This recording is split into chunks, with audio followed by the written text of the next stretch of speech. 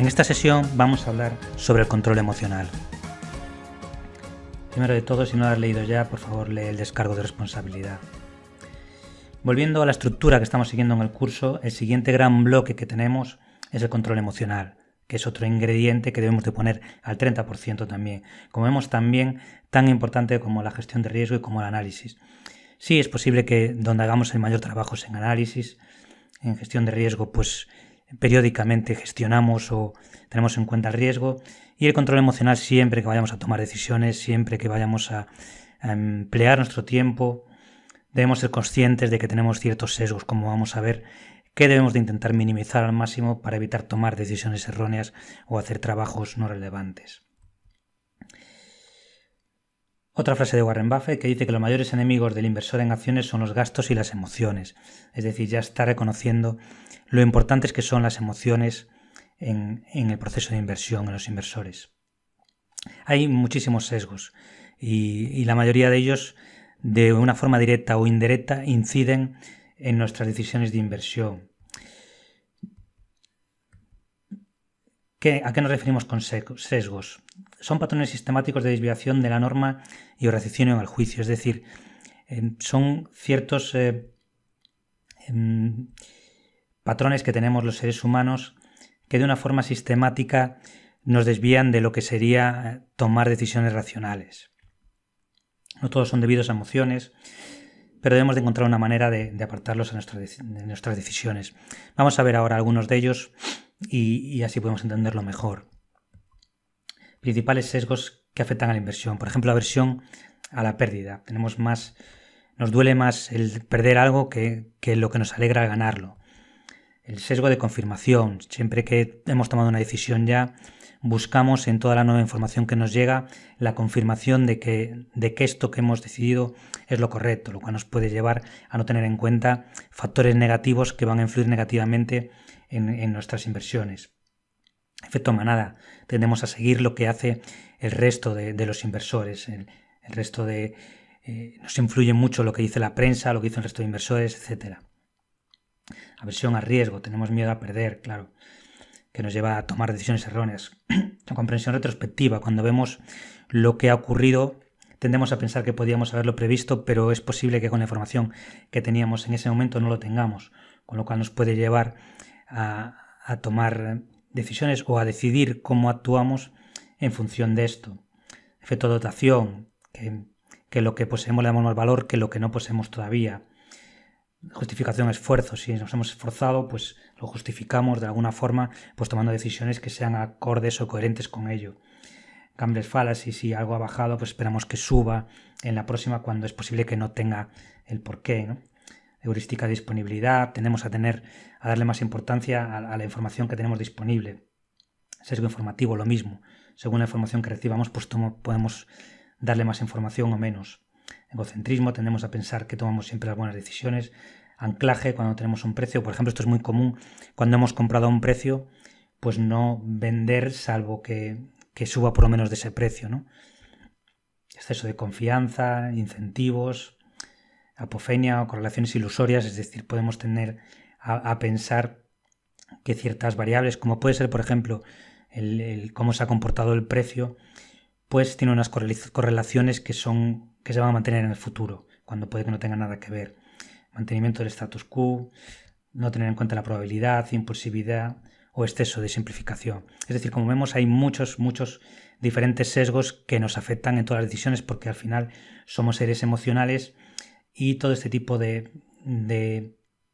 errores que podemos cometer o sesgos que nos influyen en nuestra forma de pensar nos pueden llevar a tener pérdidas, por lo cual debemos tener mucho cuidado y ver la forma de reducirlos lo máximo posible. Siempre van a estar ahí, siempre lo vamos a tener de una mayor o menor manera, pero debemos de intentar reducir al mínimo posible cómo nos influye.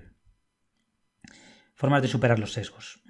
Pues para ello, lo mejor sería tener un sistema, es decir, tener un sistema que tenga ciertos procesos y procedimientos, los cuales seguimos independientemente de la nueva información que nos llegue, independientemente de lo que hagan el resto de los inversores, etc. Entonces, este sistema también es necesario el tener un feedback, el tener una iteración para irlo mejorando, ¿no?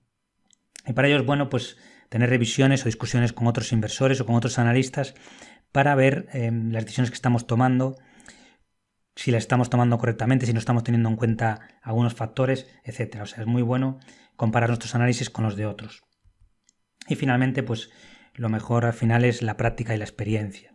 Como vemos en esta pirámide que he construido, a lo que me refiero es que debemos tener un sistema, pero debemos tener un sistema dinámico que se vaya retroalimentando con la nueva información que vamos teniendo, con la experiencia que vamos ganando, con los comentarios que hacemos con con otros inversores, con mentorías, etcétera. Es decir, necesitamos ir construyendo un sistema que sea, además, tiene que ser un sistema específico de cada uno, porque todos somos distintos, pero un sistema que nos funcione, pero al mismo tiempo que sea dinámico y flexible para que lo vayamos adaptando a nuestras nuevas experiencias o a lo que vayamos aprendiendo. En cuanto al sistema básico que yo propongo o que yo utilizo, pues en primer lugar tenemos una fase que es la de empujar, que le llamo de empujar, que es donde se hace el trabajo, que es donde realizamos el análisis.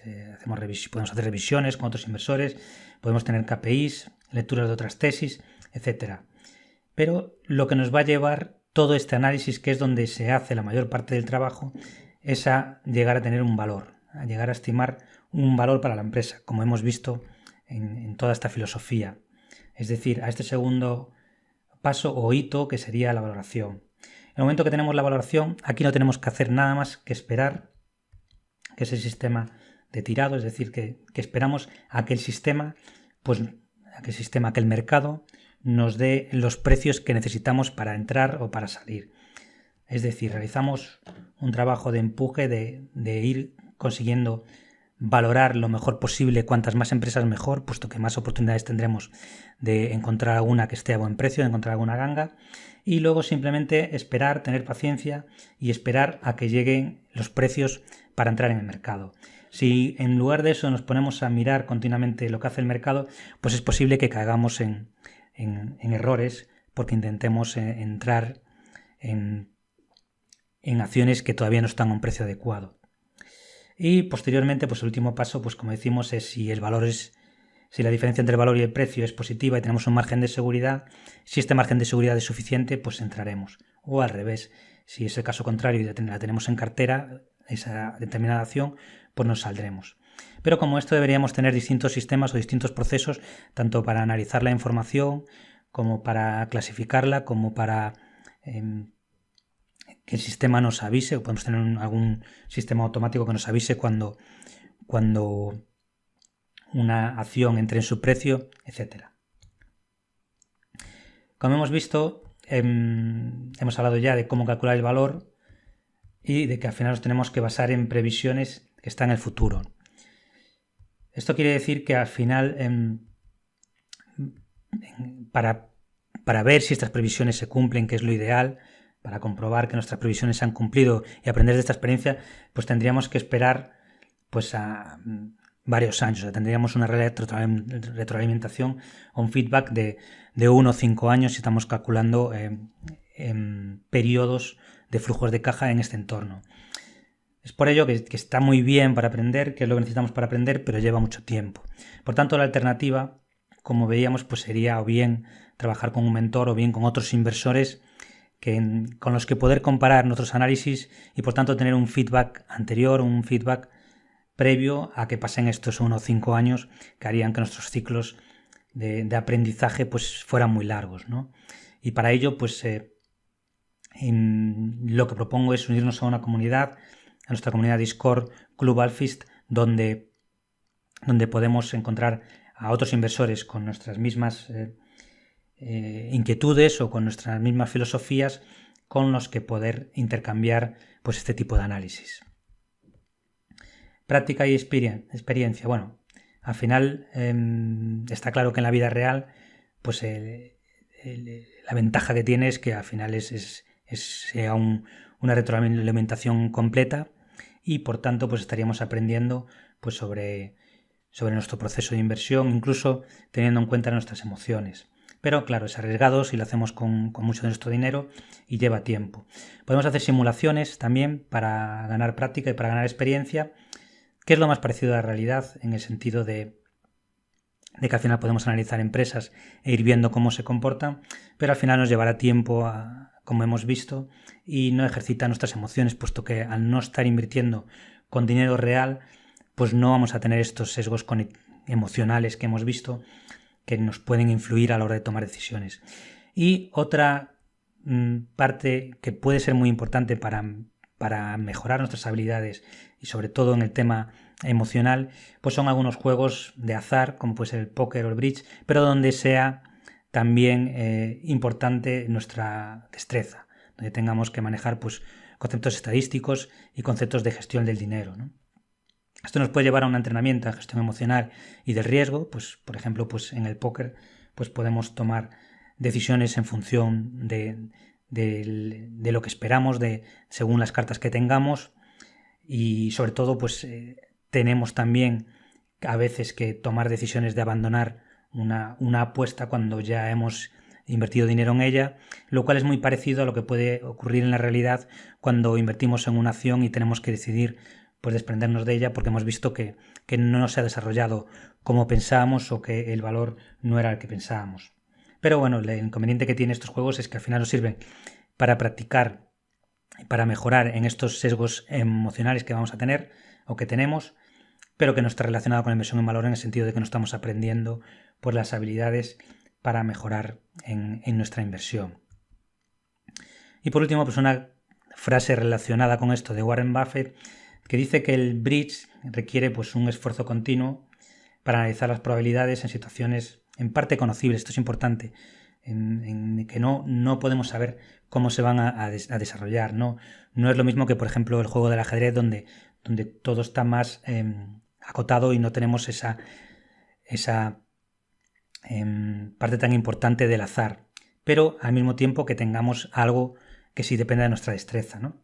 Los jugadores necesitan hacer cientos de decisiones en una sola sesión, a menudo considerando ganancias y pérdidas esperadas. Es decir, tenemos que tener en cuenta, al igual que con la inversión, que tenemos que realizar un análisis que nos va a decir si tenemos ganancias o pérdidas esperadas, pero que no son seguras. Pero dice que también los jugadores deben de superar buenas decisiones que han llevado a malos resultados. Y esto es muy importante porque esto es uno de los principales sesgos emocionales que tenemos, que es que nos cuesta una vez que hemos tomado una decisión, pues decidir vender porque hemos visto que el valor no es el que esperábamos, no se ha desarrollado, o bien la dirección no ha tomado los pasos necesarios, etc. Y esta pues es